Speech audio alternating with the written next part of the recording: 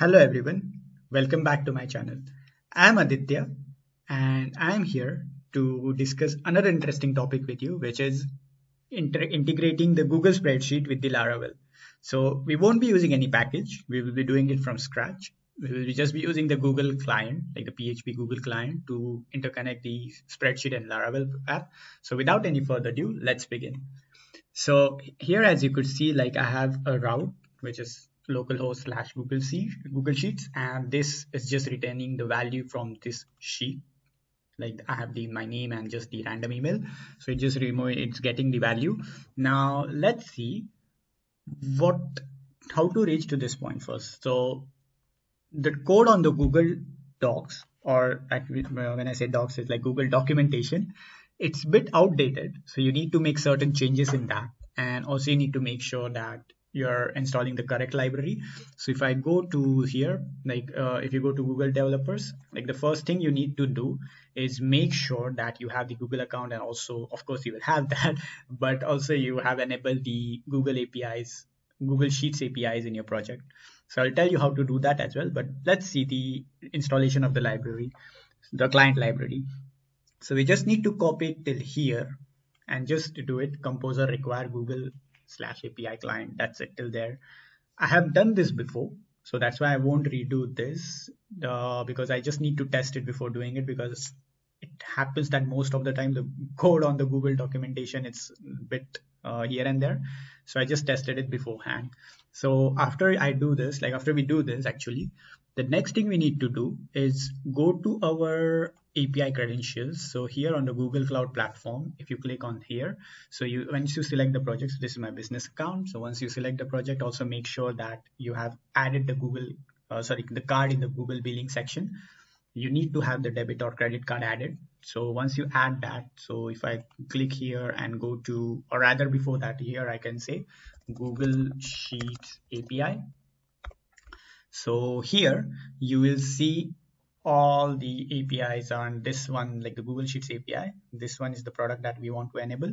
So once you enable it, you will see the manage section here. So this API will help us to connect our Google Sheets with the Laravel application. So once that's done, now let's go to our credentials section. So if I go to API and services, and then inside that credentials, so previously, or most of the time when you're dealing with credentials, for Google Maps, you use the API key. But for Google Sheets, you need to do it a bit differently. You need to create the service accounts. So how to do that? Once you click on create credentials, you just need to go for service account. In that service account, so I'll just guide you how to do that quickly. Like I have already created one. You need the service name. So whatever name you give, it creates the ID for you automatically here. So that's fine.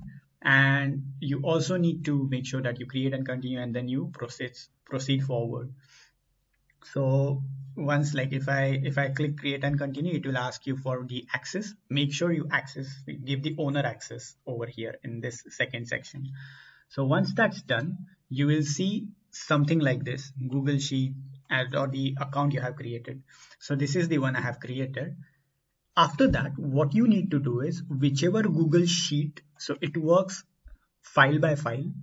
So whichever sheet you want to integrate with your Laravel application, all you need to do is share that sheet with this, where it went here, with this email address. So this email address, you need to share that sheet with this email address.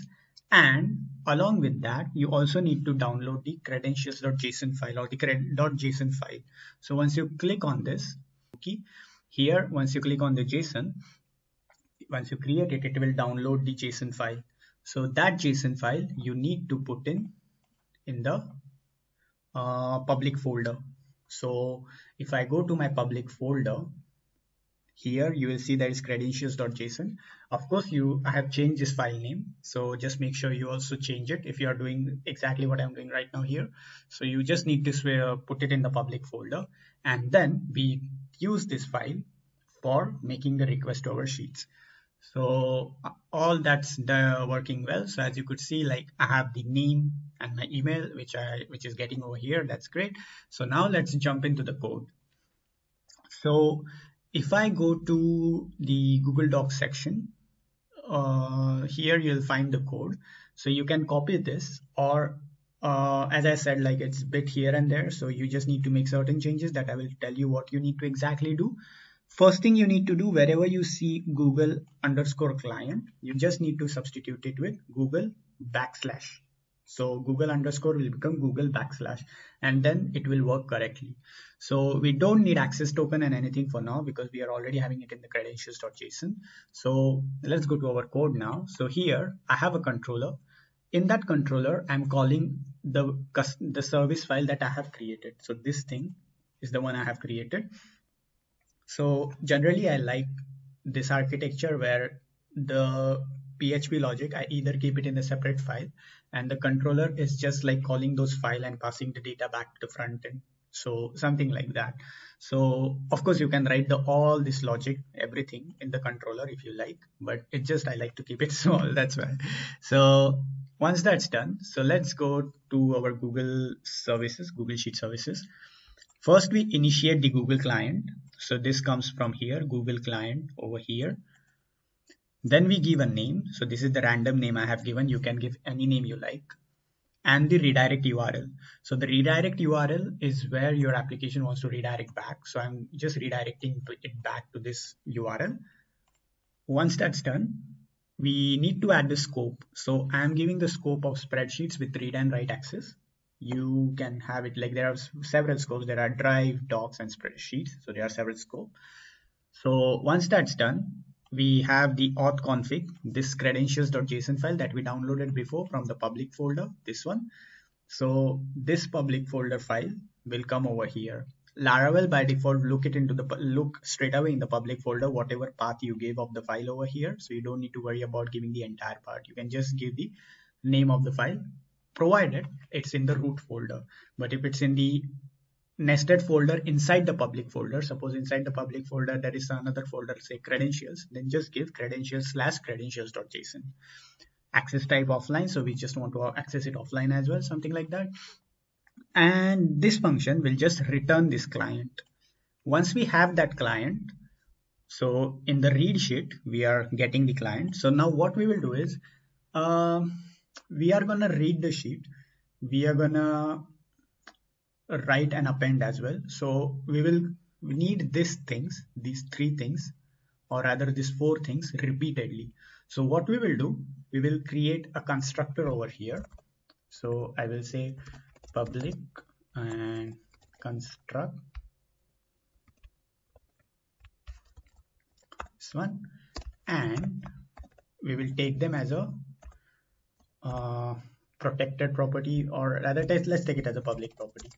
Public, so we will have the client, then we will have the services, or rather service, and we have the document ID and range. So document ID and $range, and then so this D should be small, document ID and range, and then we will just copy these three all the way from here to here, and this would be this client, this would be this service, which will be from this client, then we have this document ID and this range. So once that's done, now we don't need to do these things again and again, so we can just like now straight away use here, we can say service spreadsheet values. So what we are doing here is, so once we initiate the object over here like this, it will call the constructor function, and after that it will call the read sheet function. So in the constructor it is calling this client function, like get client function, and it will return the client for us. That client will pass it in the sheets class, which will return this object, and that object we will be using over here like this. So in that so this sheets class has a property as spreadsheets values, which we will chain it with a get function. So in this get function we also need to do here this document ID. So this is the document ID and the range. I'll tell you where I got the document ID from. So Okay, I'm missing somewhere here. Oh,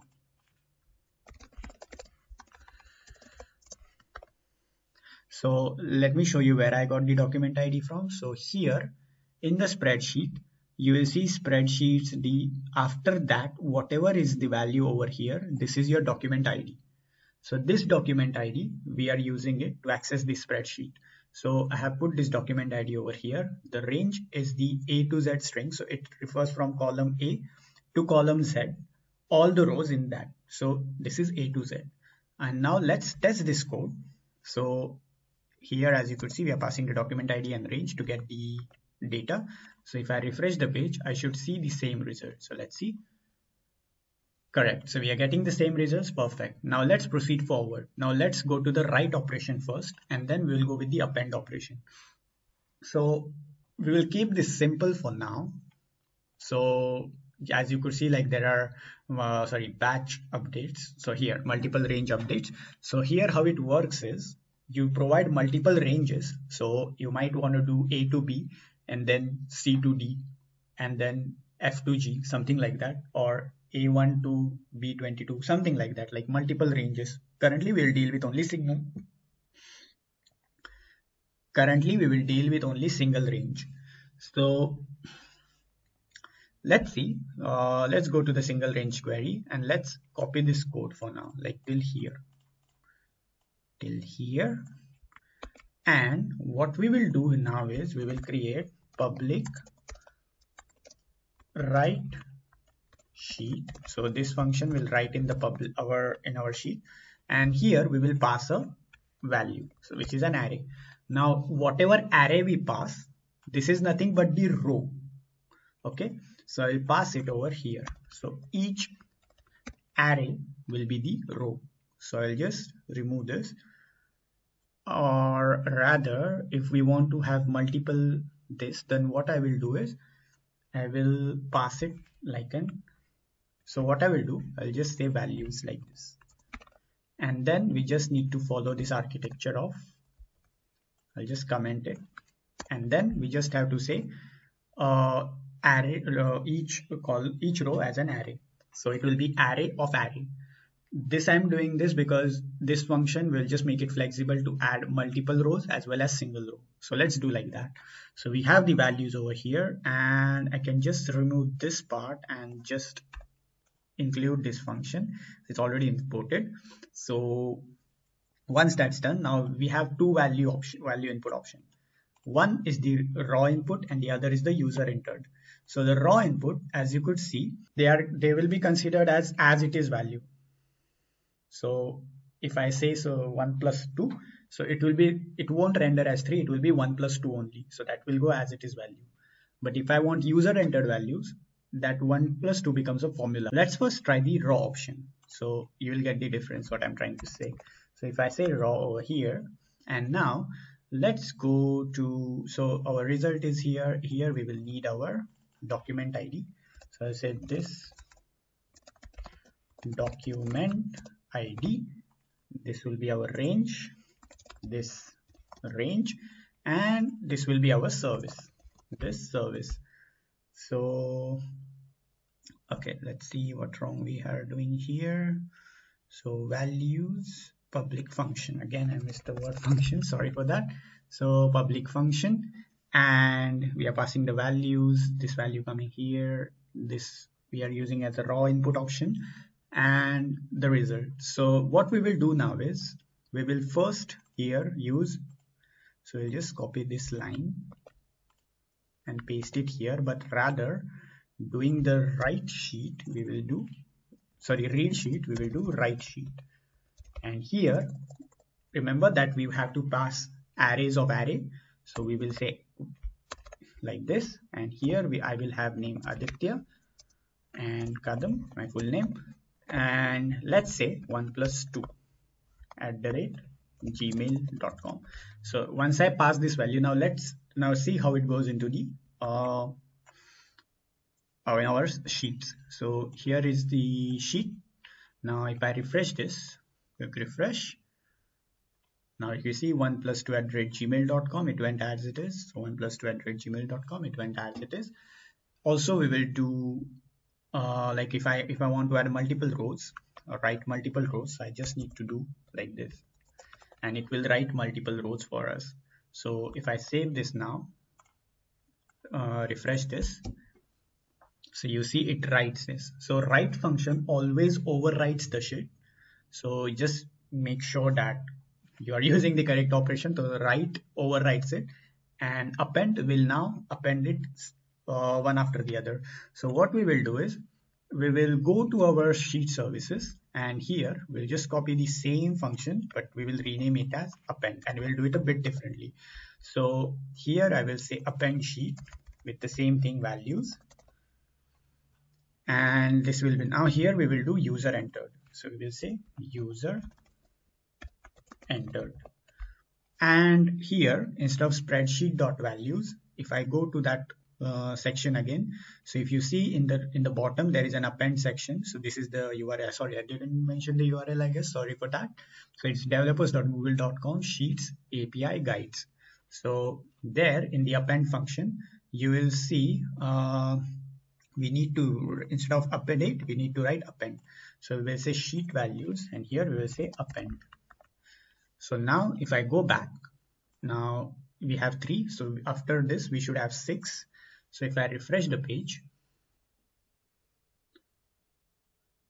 oh sorry, I guess I didn't call that function. So sorry for that. I should write here append sheet like this. So now if I refresh the page, you could see like I am getting 1+2@gmail.com, and if I go over here I'm getting these 6 values. Now instead of @gmail.com, here I will do 1+2 like this, and as this is user entered, now let's see what we get. We will do here equal to like this, and then let's see the result. So of course I just need to do equal to, then it will be a formula. As you could see, it becomes 3. But if I remove raw, sorry, user entered, and put it raw, and now if I give it, it will be taken equal to 1+2. So that's the difference between user entered and raw. So this is the user entered, it takes as a formula, while this takes it as a raw string. So that's all from me. I have also created a video of scanning the QR code with Vue.js. Please comment it in the section that if you would like to see connecting that Vue code with this Laravel code, and whatever URL we scan, it goes to our spreadsheet. So if you want that, please let me know. I will be very, very happy to do the video for you guys. So please let me know in the comment section, and please don't forget to subscribe to my channel as well. If you like this video, please give a thumbs up. If you feel this video is worth sharing, please share it with your network. Till the next time, goodbye.